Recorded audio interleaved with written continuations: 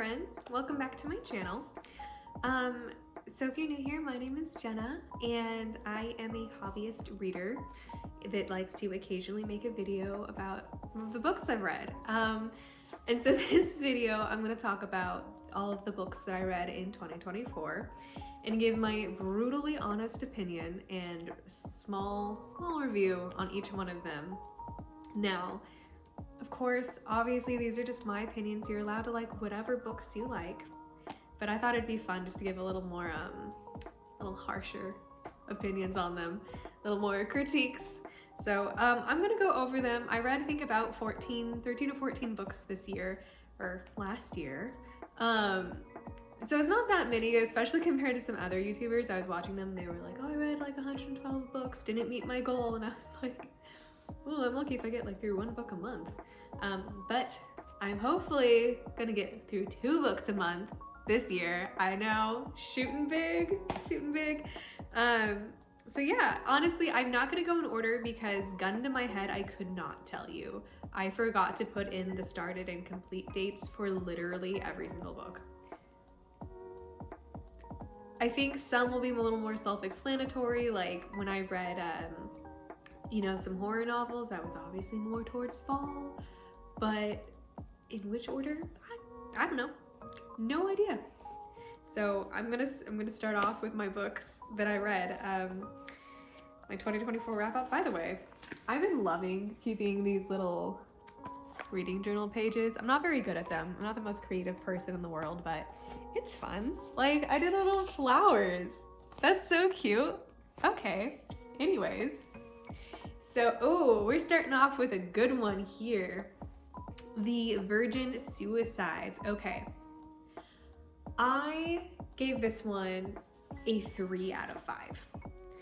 And that was generous. So I honestly thought it was like the 1970s version of 13 Reasons Why. I don't know if y'all remember 13 Reasons Why came out when I was a teenager. Oh gosh, I must have been like, I want to say like 13, 14, maybe 15. And we all thought it was like the deepest crap ever. We were like, wow, this is it. And then like looking back on it as an adult and with experience in the social work field, I'm like, this is just like trauma, you know, and it gives kids ideas of like how to do, you know, the suicide thing instead of resources on how to get better if they are struggling with mental health. It was not a good book. That's besides the point. But the Virgin Suicides was kind of like the 1970s version of that for me. I got about halfway through and I like literally remember talking to my husband and being like, I'm halfway through this book and I don't know what it's about. What is this book about? And I got to the end of the book and I still had no idea what it was about. It was just, honestly, my thoughts when I finished that book, like I turned the last page and I thought, thank God, this is over. It was just, I felt like the author, like the book had a lot of potential, right? But the author, I think, tried tackling too many problems for such a short book and it got drowned in the narrative. And it really, to me, just kind of read as like middle-aged white man tries explaining teenage girl angst. And he missed the mark because he tried tackling that. He tried tackling sexism. He tried tackling environmentalism, institutionalized religion in America. And literally the only thing I learned from that book is that you can kill yourself by sticking your head in your oven. But unfortunately, mine's electric, so I couldn't escape the misery of that book. And so you're probably wondering why I gave it 3 out of 5. 3 out of 5 stars because objectively it was a very well-written book. The use of language and prose was phenomenal. It really was. Character development was there. Scenery was there. Description was there. I mean, it had all of the makings and the markings of a good book. It just, one, was not very entertaining. I thought it was pretty freaking boring. And to me, I read for enjoyment. I am not gonna read a book if it bores me. Like, I'm sorry, I spend my whole day at a job that bores me. So I'm not gonna spend like the hour or two I get a day to read to be bored again. I'm sorry, I'm just not gonna do that. And the Virgin Suicides, it was just so boring. I'm sorry, it was so boring. And it got lost in the narrative. Not for me. If you love it, great. But like I said, the 1970s version of 13 Reasons Why. Okay, next one on the list is The Twisted Ones by Fisher. So, Kingfisher. This one was so hyped. It was so hyped. And this was actually one my husband and I read together. I say read together, but really it was just me laying my head on his shoulders. He read it to me because I'm a spoiled princess. And he's a firefighter, so he's gone 2 days out of the week. And on days that he's home, we do like to do some stuff together, and that's either watching Gravity Falls, which if you have not watched that, please do yourself a favor. He always says I'm just like Mabel. And he says he's like Dipper, but they're siblings, so I don't really appreciate that comment all the time. Anyways, The Twisted One was hyped up to be like this like super spooky, like super scary, like gonna have you looking over your shoulder book. I didn't like it, neither did he, and he's way less picky about books. So 2 out of 5, wasn't scary. Okay, there was like one scary part, but I can't tell you because that would be a spoiler. But like, if you've read it, you know. But to me, it fell flat, and I've tried reading her work before, and I think it was Nettle and Bone, and gosh, I hated that too.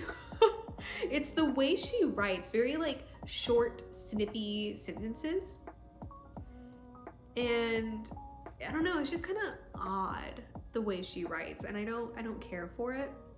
I went into this book really, really wanting to like it, and we didn't care for it. We finished it. It wasn't awful, but the writing wasn't good, the use of prose was bad, and it just wasn't scary. And I wanted something scary, even though I'm a complete chicken. We read it to be scared. All right, next up on the list is The Picture of Dorian Gray. I actually listened to this one on audiobook, and it was a dramatic reading. It was if you have Audible, they have like a ton of free classics that have this dramatic reading, and they're phenomenal. I absolutely loved listening to it. I loved the different voices, the full cast. It was really great. I gave it a 4 out of 5 because it was really well written. It was very entertaining to listen to. I knocked off a point for 2 reasons. One, because I didn't feel like I learned anything from it.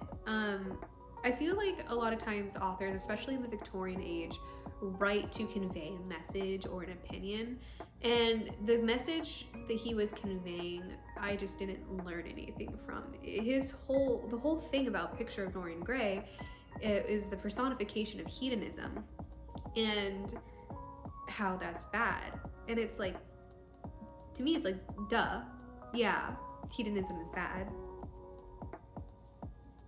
We needed a whole book to communicate that. And honestly, like, to me, I was like reading it, I was like, dang, okay, this is like the original F-boy. Really, it was. Yeah. So I enjoyed that part where it was kind of like, he started out kind of good, and then I was like, oh, this guy's a jerk. His poor fiance. Oh my gosh. Like, you know, I'm not gonna spoil it. I love going into books blind. I never ever read the like introduction or the foreword or the synopsis of it. I liked knowing as little as possible about a book, because to me, if the author wanted you to know what the book was about before you read it, they would tell you. And so that's why I try not to read anything about it. That's just personally how I enjoy experiencing books. It wasn't like I didn't particularly enjoy this book as much as I wanted to, but it was good. The second reason I knocked off a point is because of the listicles. Oh my gosh. There was a point in the middle of the book where it's talking about the his character going down, about him pursuing all of these pleasures in life and not sticking to anything. And it gets to this point where he's like, and he tried this activity, and here's all the things that involved this. And then it got to this point where he like got this obsession with rocks and jewels and gems. And I think he found an encyclopedia about rocks and then listed every type of rock that was in that encyclopedia in the book. I was literally listening to it and going, oh my gosh, can we move on? Can we move on, please? But it was seriously 20 minutes of different types of rocks that this guy collected. And I was like, okay, I almost did not finish the book at that point, but I'm really glad I stuck it out because it was good. It was really good. Okay, next book I read was Slewfoot. I read this in October. That's as much as I remember in order of books. This was probably my favorite read of the year. I actually bought the physical copy because of his artwork. Brom does all of his own artwork. Not only does he write all of his own stories, but he does all of his own artwork. I mean, just like, look at that. It's absolutely gorgeous. And so anytime I read a Brom book, I think I'm gonna buy the book just because I enjoy having the art, because it's stunning. He's so talented. Like, not only is he a phenomenal storyteller, he's an artist too. And that's what I liked about Brom, was it really felt like I was being told a story. You know, it's like you can read a book and be told a narrative, or you could read a book and be told a story. And he told a story, and I really loved that. It was just, loved it. Like, I didn't want to put it down. It was my favorite read of the year. I did give it a 4 out of 5 instead of a 5 out of 5. Now, is that Brom's fault? No. I don't want that to be reflective of the actual book. That is reflective of me and being a snob. Okay. So I'm a history major. And for like the first 4-ish chapters, I just kind of like had to center myself, do some deep breathing, and remind myself, this is fiction, this is fiction, this is fiction. Because this is set in the 1600s at 1666. Okay, 666. Whoa, spooky. And it's about a Puritan colony in the New World, and she is a mail order bride. Guys, if you know anything about the Puritans, you know that they were staunchly against arranged marriages. Like, that's one of the reasons they wanted to purify the church. Like, get out, go away. They hated arranged marriages. So that part bothered me, not gonna lie. And then there was just like a couple other small things that like weren't historically accurate. I felt like it could be researched better, but I understand why he did that, like why he brought her in as an outsider and like how that played into the plot. But just as someone who's really passionate about history, because not only my history major, my emphasis was on early American history, specifically colonial history. So it just, my soul could not handle that. That's just like when there's tight lacing in historical movies, I have a visceral reaction. Okay. But really, so it's not Brom's fault that I gave it a 4 out of 5. If it literally was not for that one piece of the mail order bride and like a couple other historical inaccuracies, 6 out of 5. Loved it. Ooh, okay, this one is going to cause some conflict. All right, don't come at me in the comments if this is one of your favorite books, but I'm sorry. What was it? New York Times best books of the century. Piranesi. Ooh. When I tell you, if The Color Beige was a book, it would be this. 2 out of 5. All right, let's talk about it. I think I waited until the end of the book for it to begin. That's all I have to say. It was at times very endearing. Okay, I'm not gonna lie. It was very endearing at times. And I started it, and as I was first reading it, I was like, wow, this is a really good start. The character seems really interesting. I feel like there's a lot of potential for development here. And then it just didn't develop. And it continued to not develop. And the character remained stupid. And then the villain didn't develop much either. He just kind of stayed the same. And it was so, what was the point of this book? What? Yes, I know she was trying to say society bad. There are a million other books that already say that. Let's be unique here. And I'm sorry, I'm really trying not to be mean, but this book just pissed me off. Okay, Pet Sematary. I read that one. I think I read that one either early October, late September, something in that area. This was good. Like, I understand the hype behind Stephen King. All right. My personal opinion about Stephen King is not very high, and that's not because he's a bad writer. I think he's a phenomenal writer. Like, he is probably one of the best writers of all time. Absolutely. I just don't, if you've read it, the sewer scene. Okay. I will never ever support an author or creator that, I'm trying to phrase this without getting this video removed, puts kids in the narrative in a compromised situation, if you get my drift. And so I don't support him financially, so any book that I get from him will always be from the library.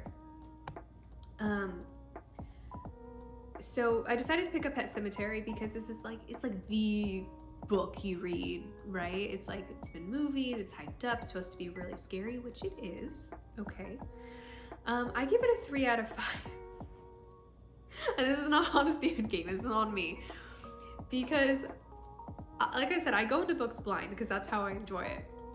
I thought it was going to be about pets. I legitimately thought this was about little zombie cats and dogs that come and haunt the neighborhood. No, I'm not going to spoil it. It's not about pets. Pets are in it. Pets do come back to life. Not about pets. And also, the ending, I don't know. I didn't care for the ending too much. Because like I said, I thought it was going to be about pets. And then I didn't like how he wrote the wife.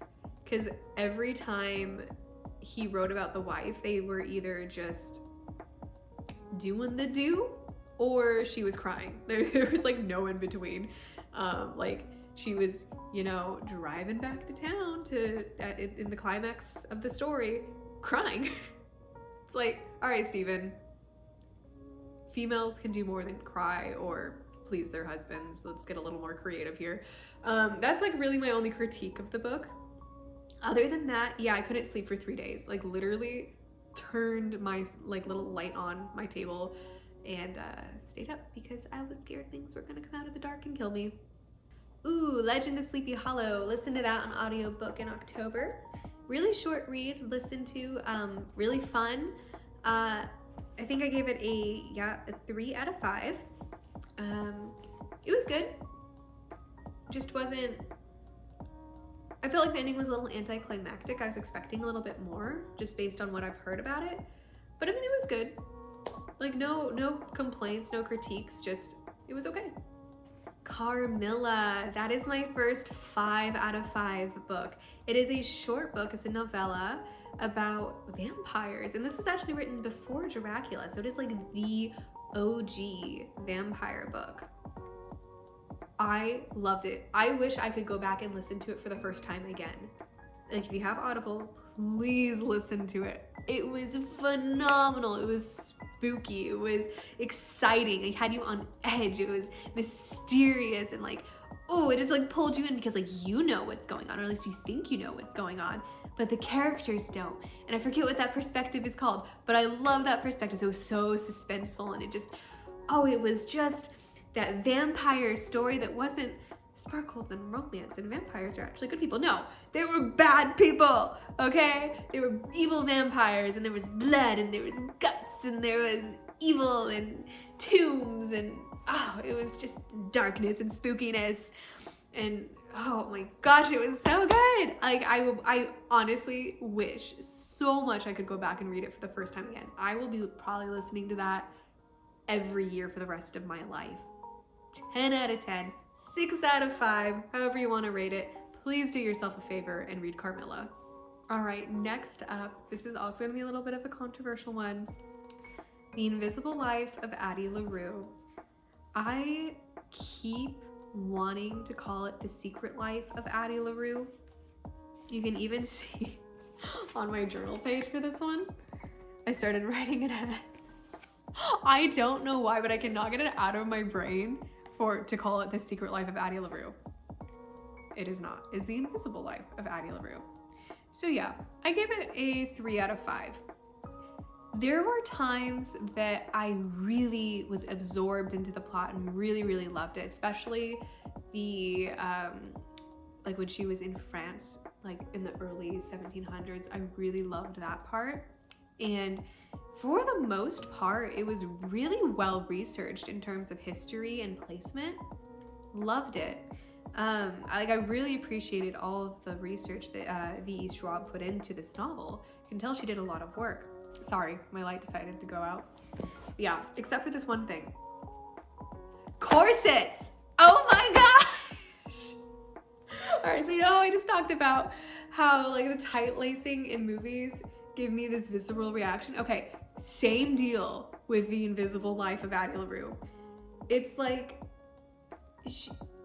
okay, first of all, they would not have been wearing corsets in the late 1600s. They would have been wearing stays. Second of all, she was poor and couldn't afford, like, even if there were corsets, tight lacing. Like, the amount of times she complained about her corset was off the charts. It's like, okay, it's like women today don't walk around complaining about their bras. And corsets were, if you study it, probably more comfortable because they supported the weight of the skirts, and I could go on, I could go on. Basically what it boils down to, corsets were not torture devices, and she just complained about them a lot, and that just got under my skin because it wasn't just like once, it was like 3 or 5 times. And like she talked about it a lot. But okay, another thought I had was there were times that I got so upset that I couldn't read both perspectives at once. Her and I literally forget the name of the other protagonist. So cute. Oh my gosh. Like I wanted just to like read both of them at once. They were so cute and he was so enduring. Like I just wanted to like give him a little hug. Really, really loved him. I knocked off a couple more points just because you would think that a girl who lived 300 years would have a little more character development, be a little smarter, a little wiser, a little more crafty or cunning. And I just felt like that part of her fell flat. Like there wasn't a lot of character development. And at the end of the book, I'm not going to spoil anything, but the decision that she made, I felt like really wouldn't align with someone who's lived 300 years. So yeah, there was that. So I was a little disappointed with the ending and her character development. I felt like there was a lot of potential for her to be better, and it just didn't really happen. But overall, it was a really endearing plot, very cute setup. I thought the motivation behind her decisions was phenomenal. Sorry, there's a bird outside my window. It's cute. Snowing outside. No, it just flew away. Anyways, so yeah, there was a lot more potential, I think, for character development that just didn't happen. But overall, pretty solid read. Okay, next up is Tom Lake. Yeah, so that was also on the list for best books of the century. That's not why I picked it. I just saw that a lot of people were reading it and wanted to read it. And so I listened to it on audiobook. Learned a lot about cherries. You know.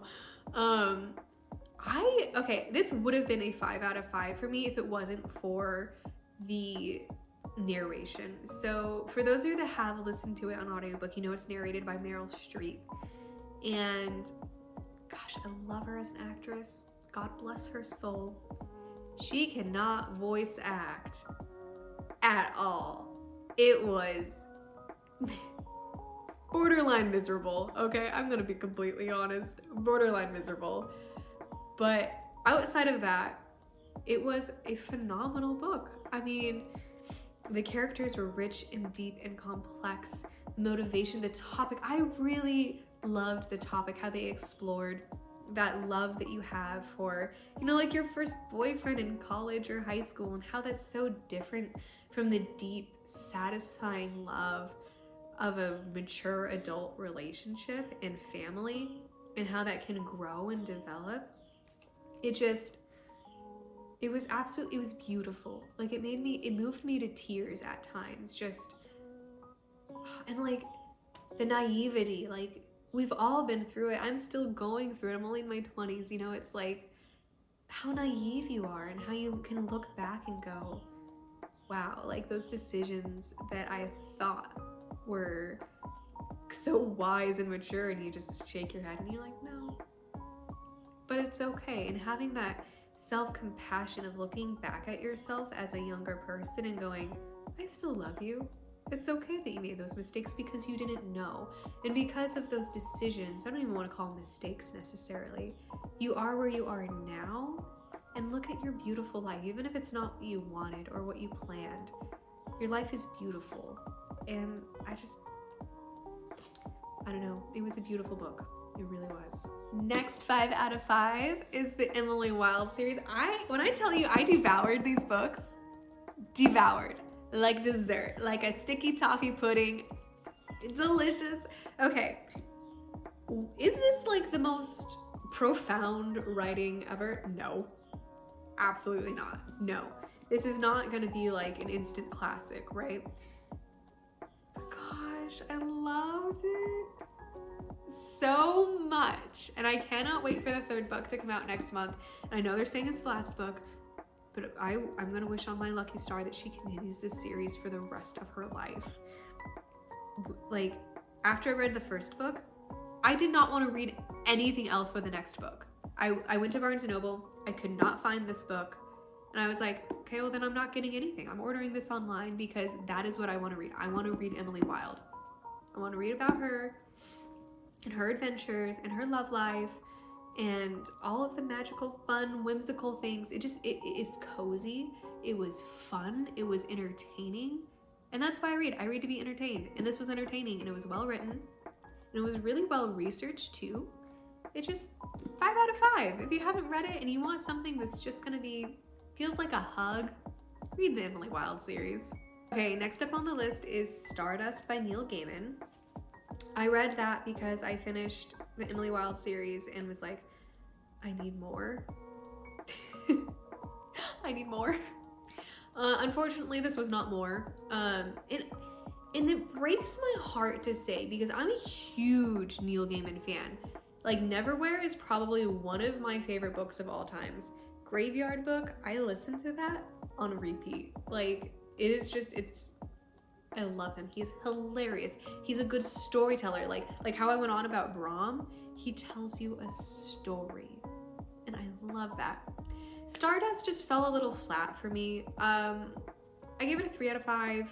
I don't know. It was cute, but I just felt like it could have been a little more.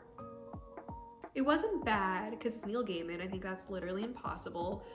But it just wasn't great, if I'm being honest. And it makes me sad because it was really hyped up and I was genuinely like really looking forward to reading it. But I don't know. It wasn't for me. It wasn't for me. I appreciated the world building. I liked the little mouse dude in it, the mouse that gave him the candle. He was really cute. Other than that, it just, I don't know. I felt like it just could have, it was missing something, and I don't know what that something is. Okay, my next and last 5 out of 5 read for the year is Circe by Madeline Miller. Apparently, according to Reddit, you either love this book or you hate this book. I loved this book. I listened to it on audio, and I think it's narrated by her. I would have to double check. But when I tell you I could not stop listening to it, I could not stop listening to it, like low-key listen to it at work. It was just, it was beautiful. It was beautiful. The descriptions of the scenery and her emotions and her adapting to her island and building her home and just curating that life for herself. It was just, I loved every sentence. I just felt like every sentence in that book was a work of art. And I've never read the original story of Circe, which is a Greek myth, and I really should. And I loved it. And it makes me excited to go back and read the original Greek telling, but if you haven't read Circe's, give it a chance. Listen to the audiobook, pick it up. It just, I don't know. Like, I really don't have words to describe how captivating it was. All right, and last book that I managed to read last year was Stone Blind. I listened to this on audiobook as well, and it is a retelling of the story of Medusa. And I give it a 4 out of 5. I would have given it a 5 out of 5 if Percy had a little more character development.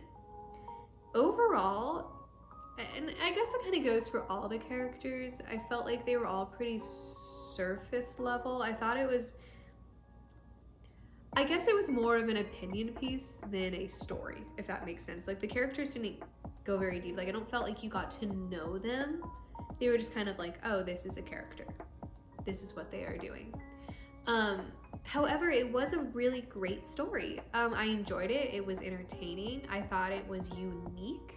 Like, I feel like it's pretty hard to have a unique perspective on mythology retelling. Like, it takes a very special skill set to do that. And of course, Rick Riordan, he's got that. I'm a little biased there though. But she's got that talent, and I'm actually really looking forward to reading more of her works this year. The Stone Blind was really good. Like I said, the only reason it's 4 out of 5 instead of 5 out of 5 was a little, like, the characters could have had more depth to them, especially Perseus. Because towards the end, this isn't a spoiler, but towards the end of the book, you know, the author keeps telling you how much you should hate Percy. Like, oh, you should hate Percy, he's a coward. You should hate Percy because he's no spy, no good, he's evil, he's trying to kill this Gorgon just to kill him because he wants to. And I felt like she was telling me I needed to hate Percy without showing me why I needed to hate Percy, if that makes sense. And if she had maybe explored that a little bit more, maybe demonstrated in the text with more action and let me come to that conclusion that we need to hate Percy, then I would have liked it a bit more. But when an author just tells me, like, this is what your opinion should be, this is why they are doing that, I feel like I'm being spoon-fed, and I don't appreciate that. I feel like it's kind of an insult to the reader's intelligence. I feel like a good author will write a story in a way that lets you infer that message. And so I just felt like it was a little too much tell and not show. But other than that, yeah, it was a really entertaining story. All right, and I did not finish one book this year. I DNF'd. You're gonna hate me for this. Song of Achilles by Madeline Miller. Now, this kind of surprised me because I gave Circe 5 out of 5. One of my favorite reads of the year. I DNF'd A Song of Achilles. Oh my gosh. Okay. What a boring character. I'm sorry. Not Achilles. He was actually kind of interesting, but I forget his name. But his boyfriend. There's no personality. Like, it was like a cardboard box was following Achilles around. That's actually not why I did not finish it. That's just my opinion on him. I got to the point, and this isn't really a spoiler because we all know it's a love story, where they were in Chiron's cave and hooked up. Essentially, I'm really trying not to get this video taken down.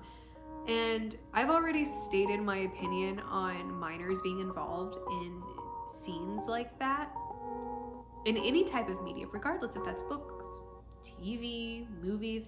I even have issues when there's like those soap operas or whatever involving high schoolers and it shows them hooking up. I'm so uncomfortable with that because I'm like, we are watching what is supposed to be minors engage in adult activities, and it just does not sit well with me. I really feel like she could have explored that topic of a blooming relationship, a romantic relationship, without including such explicit details. Because if you think about it, she's painting essentially like a softcore scene involving minors in your mind by describing what they're doing. And it just, and I'm not saying anyone's bad for enjoying that book, to each their own. It is a personal conviction for me, and that is why I did not finish it.